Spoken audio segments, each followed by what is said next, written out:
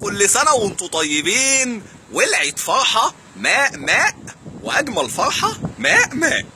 هي هي هي. بس أنا النهاردة بمقمق ليه؟ عشان متأثر.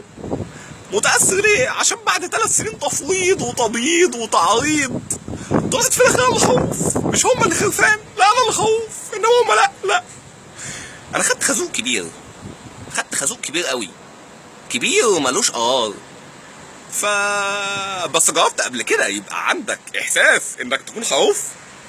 جربت قبل كده تاكل احلى لحم حمير وتقول الله الله انا متكيف كده، انا مبسوط كده، انا مرتاح كده؟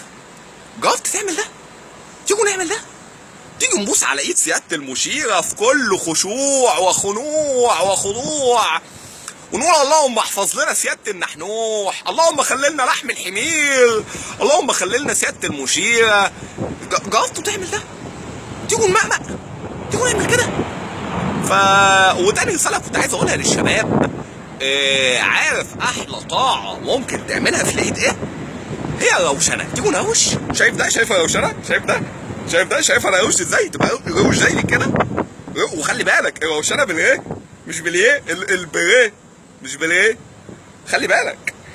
يلا يا شباب، وانا مش هسيبك دلوقتي الا لما توعدني دلوقتي ان انت تعمل 3 حاجات. تسقط البنطلون، تبين البوكسر، وتشد بودره.